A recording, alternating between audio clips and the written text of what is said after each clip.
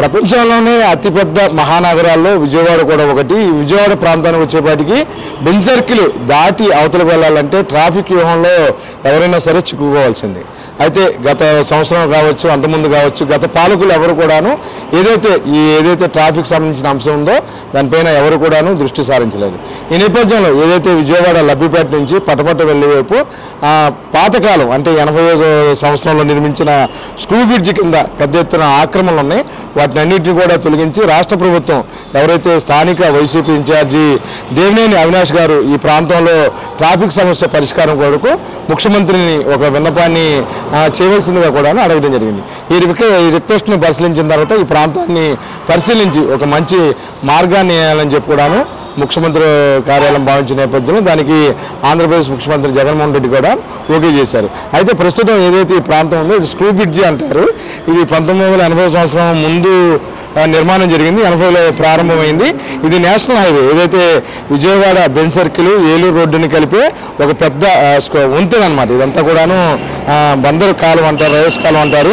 గతంలో మన చిన్నప్పుడు ఇందులో పడవలు వెళ్తూ ఉండేవి. ఇక్కడి నుంచి మచిలీపట్నం కానీ అవనిగడ్డ కానీ అటువంటి ప్రాంతాలన్నీ కూడాను పడవలు వెళ్ళేవాళ్ళు. ఇది ప్రధానమైన ఏదైతే రవాణా సౌకర్యం కోసం ఏర్పాటు చేసిన ఒక అతిపెద్ద కాలువ. అంతేకాకుండా కృష్ణా డెల్టాకు సంబంధించి 13 లక్షల హెక్టార్ల సాగునీటిలో కీలక పాత్ర వహించే ఈ కాలువ పైన అప్పట్లో వంతెనలు నిర్మించడం జరిగింది. తర్వాత ఎన్డీఏ గవర్నమెంట్ వచ్చిన తర్వాత కూడా ఈ ప్రాంతంలో వంతెన నిర్మించడం జరిగింది. అయితే ట్రాఫిక్ సమస్య విజయవాడ నగరంలో పెరిగిపోతుంటే ఒక అర్ధ శతాబ్దం అంటే 50 సంవత్సరాల నుండి కూడాను ప్రధానంగా ఉన్న ఏలూరు రోడ్డు, అలాగే బీసెంట్ రోడ్డు, బందర్ రోడ్డు తప్ప ఇంకా ఏమీ కూడా రోడ్డు లేని ఆ పరిస్థితి నెలకొంది. ఒక్కసారిగా ఏమైనా విపత్తు వచ్చినా, ప్రమాదాలు వచ్చినా, ఉదయం పూట స్కూల్స్ రద్దీని తట్టుకోవడానికి ఎవరైనా బయటికి వెళ్ళాలంటే కూడా వెళ్ళలేని ఆ పరిస్థితి. ఎందుకంటే నేను కూడా ఇదే ప్రాంతంలో లబ్బిపేటలో నివాసం ఉండేవాడిని. పటమట ఎన్ఎస్ఎం స్కూల్కి వెళ్ళాలంటే చాలా ఇబ్బందులు పడవలసి వచ్చేది. అయితే గౌరవ యువ ముఖ్యమంత్రి ఏదైతే ఈ ప్రాంతాన్ని దేవినేని అవినాష్ గారు ఈ సమస్య ఆయన దృష్టికి తీసుకెళ్ళినప్పుడు వెంటనే ఈ ప్రాంతంలో రోడ్డు మార్గం ఏర్పాటు చేయాల్సిందిగా కూడాను సూచించారు. దానికి సంబంధించి నిధులు కూడా ఇవ్వడం జరిగింది. ఎంతో కష్టపడి ఈ ప్రాంతంలో 30 సంవత్సరాల పైగా ఇళ్లను నిర్మించుకున్న వాళ్ళందరూ కూడా నచ్చజెప్పి వారికి వేరే ప్రాంతానికి తరలించి ఇళ్లను కూడాను ఇక్కడ స్థానిక తూర్పు వైసీపీ ఇన్ఛార్జి దేవినేని అవినాష్ గారి ఆధ్వర్యంలో ఇళ్లను కూడా ఇవ్వడం జరిగింది. ప్రస్తుతం నాతో మాట్లాడతాకి స్థానిక వైసీపీ నాయకులు ఒల్లూరు కృష్ణప్రసాద్ గారు ఉన్నారు. సార్ చెప్పండి, ఒక మంచి ఆలోచన ఏదైతే దేవినేని అవినాష్ గారు ఈ కార్యక్రమం చేపట్టడం, అలాగే మీరందరూ కూడా సహకరించడం అనేది నిజంగా గ్రేట్ అని చెప్పొచ్చు. విజయవాడలో ప్రధాన రహదారులు నిండిపోయినప్పుడు ఇటువంటి ఎమర్జెన్సీ రోడ్లు లేక ఇబ్బంది పడే పరిస్థితి ఉంది. అంటే ఒక 50 సంవత్సరాలకి ఈ సమస్య ఎవరు పట్టించుకోలేదు. అవినాష్ గారు ఏ విధంగా చేయగలిగారు? ఇప్పుడు ఫస్ట్ మేము ఒక మాట చెప్పాలండి, అవినాష్ గారి నాయకత్వంలో మేము పనిచేయటానికి ముందు గర్వపడుతున్నాం. మేము ఈ 9వ డివిజన్ ఇన్ఛార్జ్, నేను డిస్ట్రిక్ట్ వైస్ ప్రెసిడెంట్ అండి వైఎస్సీపీకి. మేము ఈ డివిజన్ రాటాకు ముందు ఇక్కడ పడమటలంక కానివ్వండి ఇటు కానీ పరిస్థితి ఏంటంటే అసలు మెయిన్ రోడ్ లేదండి. ఆ రోడ్లో గుంటలు పడి మామూలు మనుషులు రావడానికే సైకిళ్ళు కూడా వెళ్ళే పరిస్థితి లేదండి. అలాంటి మా గవర్నమెంట్ వచ్చిన తర్వాత మా నాయకత్వం అవినాష్ గారి నాయకత్వంలో ఫస్ట్ మెయిన్ రోడ్ 80 లక్షలు పెట్టి వేయించామండి. అది వాళ్ళు ఎలా ఉందంటే అసలు దాదాపు పడమటలంక చుట్టుపక్కల అందరూ వచ్చి కూడా ఆ రోడ్డు మీద వాకింగ్ చేసుకుంటున్నారు. చూడటానికి కూడా కాదు అసలు పడమటలంకనే అన్నటువంటి పరిస్థితిలో ఉందనేది నిజంగా ఒప్పుకుంటే అది నిజం. నెక్స్ట్ ఇంకో ఫోటో ఏంటంటేనండి, ఒక 35 సంవత్సరాల క్రితం డ్రైనేజ్ లైన్లు అండి అవి. ప్రతి రోడ్లో కూడా ఒక ఇంటికాడి నుంచి స్టార్ట్ అయితే మ్యాన్ హోల్ పొంగి ఇంకొక 10 ఏళ్ళకి వెళ్ళిపోయేదండి. రోడ్ల మీద పార్లు ఏర్లై పారేది. అది కమిషనర్ గారి దృష్టికి తీసుకెళ్ళి అవినాష్ గారికి చెప్పాను. ఇలా 10 ఎన్నిసార్లు ట్రై చేసాం. మాకు తీసిన ఏంటి విషయం ఏంటంటే అవి పూడుకుపోయిందండి. 25 years బ్యాక్ వేసినాయి కదా, సారలేదు, ప్లస్ సిల్ట్ పూడుకుపోయింది. అవినాష్ గారు మీటింగ్ పెట్టి కమిషనర్ గారి దృష్టికి తీసుకెళ్తే ఏమంటే సిల్ట్ మిషన్లో పెట్టి అక్కడ విజయవాడలు ఇవ్వండి, అక్కడ బయట నుంచి తీసుకొచ్చి పెట్టి మొత్తం కూడా ప్రతి ఒక్క మ్యాన్ హోలు ఏది అండర్ గ్రౌండ్ విద్యుత్కి సంబంధించిన కూడా క్లియర్ చేశారండి. అయినా సరే క్లియర్ ఇంకేంట్రా పరిస్థితి అనుకుంటే డీమార్ట్ ఆపోజిట్ రోడ్లో ఒక డ్రైన్ సపరేట్ వేయాల్సి వచ్చింది. మళ్ళీ మీనాడు మెయిన్ రోడ్లో ఒక డ్రైన్ వేయాల్సి వచ్చింది. ఎక్స్ట్రా సపరేట్ ఎక్స్ట్రా అనమాట. ఆ రెండు దాదాపు అప్పటికప్పుడే ప్రయారిటీ మీద శాంక్షన్ చేయించి ఆ 2 అండర్ గ్రౌండ్ డ్రైనేజ్ కూడా వేయించితే ఇవాళ పట్టణంలో క్లీన్ అండి. యథార్థంగా గుండె మనసు ఉండి ఎవరైనా సరే ఒప్పుకుంటే ఇది 100% నిజమండి. ఇవాళ ఎక్కడ కూడా ఒక సుక్క కూడా నీళ్ళు వెళ్ళే పరిస్థితి అసలు ఎక్కడ డ్రైనేజ్ అక్కడ ఎవరు కూడా అంత క్లీన్గా ఉంటుంది. అది పడమటలంక మొత్తం కూడా మెయిన్ విషయం ఏంటంటేనండి, బెంజ్ సర్కిల్ నుంచి ఒక పాస్ అవ్వాలంటే ఎవరైనా సరే బెంచ్ సర్కిల్కి వెళ్ళాల్సింది, ఎడిదికి వెళ్ళినా సరే పై దాడటానికి. ఒక అంబులెన్స్ రానివ్వండి, ఒక స్కూల్కి గబా ఎమర్జెన్సీగా హాస్పిటల్ కావాలంటే మినిమం 20 to 30 minutes పట్టిన సందర్భాలు ఉన్నాయి. అప్పుడు పాత నివాస్ గారండి, ఆయన దృష్టికి తీసుకెళ్ళాం. అప్పుడు కమిషనర్ ఆయనండి. ఆయన పాపం మ్యాక్సిమం ఆయన ప్రయత్నం చేశాడు. ఈ లోపు ఆయన ట్రాన్స్ఫర్ అయిపోయారండి.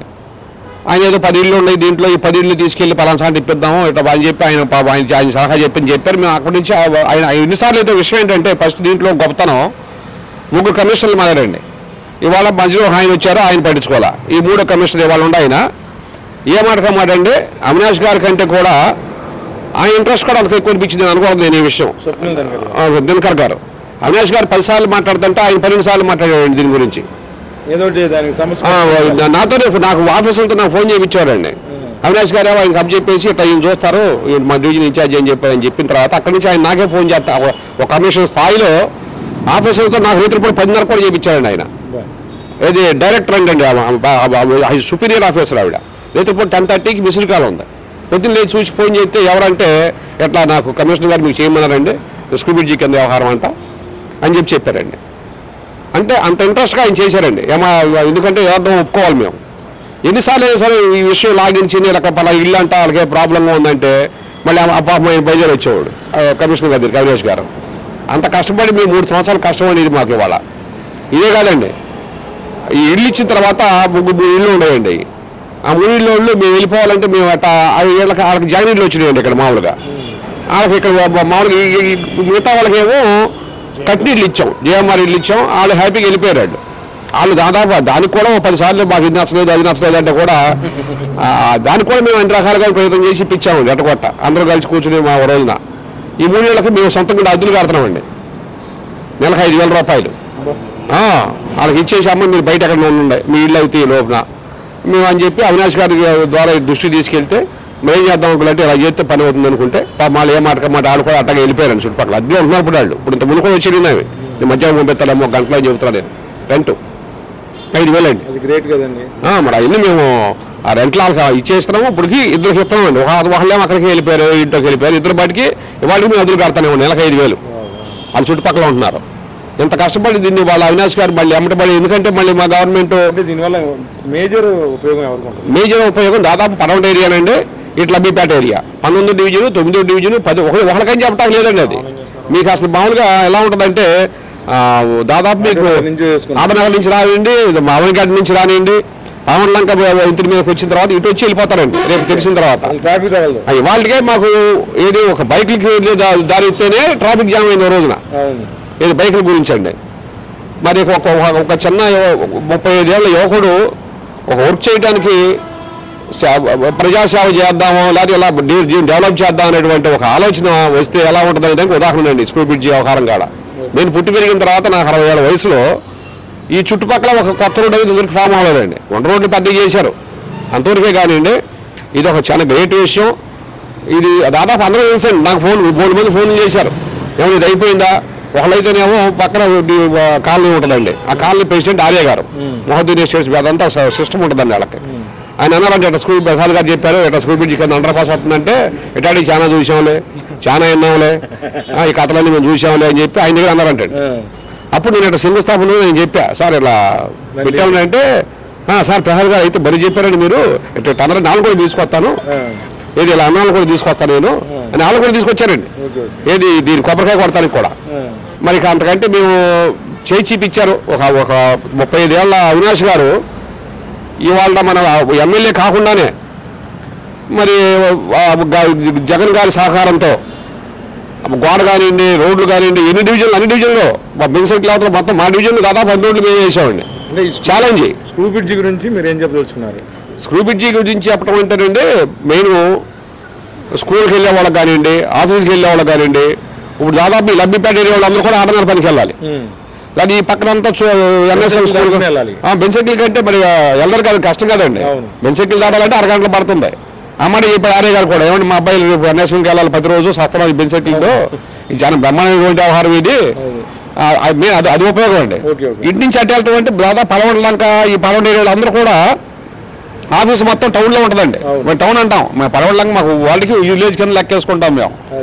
ఆ టౌన్లోకి వెళ్ళాలంటే ఇటు నుంచి వెళ్ళాల్సింది. అది బెంచ్ సర్కిల్ అంటే వాళ్ళకి ఇబ్బంది, అరగంట పావు గంట. ఇదైతే రేపు ఏమవుతుందండి, ఇటు వెళ్తానికి అక్కడ సిగ్నల్ లేవు, ఈ స్కూల్ బ్రిడ్జ్ దాటంగానే ఎటుబడి వెళ్ళిపోతారండి. మొత్తం 12 లక్షల వరకు దీనికి శాంక్షన్ చేయించారండి అవినాష్ గారు. 2 కార్లు వెళ్ళేటట్టుగా అటు ఇటు ఈజీగా ఉండేటట్టుగా దీన్ని మేము ప్లాన్ చేశారు. ఆల్రెడీ వర్క్ స్టార్ట్ చేశారండి. మేము శంకుస్థాపన కూడా చేశాము. దాదాపు మా అంచనా ఏంటంటే కొద్దిగా చిన్న చిన్న ఇబ్బందులు ఉండే అయిపోతాయి 2-3 రోజుల్లో. ఒక 15 రోజుల్లో దీన్ని ఖచ్చితంగా మేము అందరికీ అందుబాటులో తీసుకొస్తామని మట్టికి మాటిస్తాం. మరో వైసీపీ నాయకులు ఉన్నారు అన్న, చెప్పండి. మొత్తమే కూడాను మీరు ప్రాంతంలో ఉన్నారు, పార్టీ కోసం పనిచేస్తున్నారు. అంటే చాలామంది గతంలో టీడీపీ వాళ్ళు ఉన్నారు, వాళ్ళు ఎవరు చేయలేని పరిస్థితి. కేవలం అవినాష్ గారు ఏదైతే మీరు స్థానికులు చెప్పారో ఆ విషయాన్ని దృష్టిలో పెట్టుకొని ఇల్లుని తీసి ఇళ్ళనిచ్చి అసలు ఎవరు కూడాను 50 సంవత్సరాలు ఇటు మార్గం వస్తుందని అనుకోలే. మీరేమనుకుంటున్నారు? ఇక్కడ ఉండే స్థానిక ఎమ్మెల్యే గురించి చెప్పాలి. ఫస్ట్ గద్దె రామ్మోహన్ గారు వాళ్ళ ఆలోచనలో ఎలా ఉంటుందంటే, మనకి ఓట్లు వేసేస్తారు, మనం గెలిచేస్తాం, మనం ఎవరికి ఏం చేయకపోయినా మనకి ఇక్కడ పని జరిగిపోద్ది, మనం ఎవరికి చేయాల్సిన పని లేదనే దూరంతో మా ప్రాంతాన్ని పూర్తిగా నిర్లక్ష్యం చేశారు. వైఎస్ఆర్సీపీ గవర్నమెంట్ వచ్చినాక ఇప్పుడు అవినాష్ గారు ఇన్ఛార్జ్ అయినాక ఈశ్వరప్రసాద్ గారి ఆధ్వర్యంలో మా లంకలో పడమట్ల లంక అనగానే ఉన్న మాజీ కార్పొరేటర్కి కానీ ఎమ్మెల్యేకి కానీ నెగ్లిజెన్స్ ఎక్కువ. ఆ నెగ్లిజెన్స్, వాళ్ళకున్న నెగ్లిజెన్స్ని మేము గుర్తు చేస్తా ప్రతి పని ఇప్పుడు దాకా ఈశ్వరప్రసాద్ గారు అన్నీ చేసుకుంటూ వచ్చారు. అసలు మేజర్ పని స్క్రూ బ్రిడ్జ్. దీని అవసరం చాలామందికి ఉంది. దీని అవసరం ఏంటనేది వాళ్ళకి తెలిసినా కానీ చేయరు. జనాలకి ఏం అవసరం తెలిసిన వ్యక్తులు దేవినేని అవినాష్ గారు ఇన్ఛార్జ్గా ఉన్నారు, ఆయనకి తెలుసు జనాలకి ఏం అవసరం, ఇది పలానా అవసరం.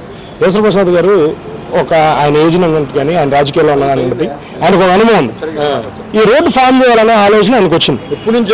ఎప్పటి నుంచో ఉంది. ఇక్కడ రోడ్డు ఫామ్ చేస్తే బాగుంటుంది అనే ఆలోచన ఈశ్వరప్రసాద్ గారికి వచ్చింది. దాన్ని వెంటనే అవినాష్ గారికి చెప్తాం, ఇల్లులు ఇవ్వటం, ఉన్న రెంట్లు ఇచ్చి మళ్ళీ పెడతాం. మాకు ఏ మాట కామాట ఆఫీసర్స్ అందరూ కూడా బాగా సహకరించారు. ఒకటే మేము చెప్పాల్సింది, అభివృద్ధి లేదు అని కార్యకర్తలు చూసే టీడీపీ వాళ్ళందరికీ ఒకటే మాట, ఒక చిన్న రోడ్డు, ఆ రోడ్డు కెపాసిటీ, అది ఆ రోడ్డు నుంచి పాస్ అయ్యేవాళ్ళు 10,000 మంది 15,000 మంది అంటారు. అభివృద్ధి అంటే పెద్ద పెద్ద బిల్డింగ్లు కడతాం కాదు, ఒక చిన్న రోడ్డు వేసినా ఆ రోడ్డు ఎంతమందికి ఉపయోగపడుతుంది అనే దాన్ని దృష్టిలో పెట్టుకుని అభివృద్ధి అని చెప్పాలి. విజయవాడ నగరానికి ఇన్ని సంవత్సరాల్లో కొత్త రోడ్డు ఫామ్ చేసింది ఏం లేదు. మా ప్రాంతంలో కొత్త రోడ్డు ఏదన్నా ఫామ్ చేస్తే ఇవాళ ఇక్కడ ఈ రోడ్డు ఒకటే. అదే అవినాష్ గారి చొరవ వల్ల, ఈశ్వరప్రసాద్ గారి కష్టం వల్ల సంవత్సరం నుంచి తిరుగుతూనే ఉన్నాం. అవ చేశారు. మాకు చాలా సంతోషంగా ఉంది. డివిజన్ ప్రజలు కూడా చాలా సంతోషంగా ఉన్నారు.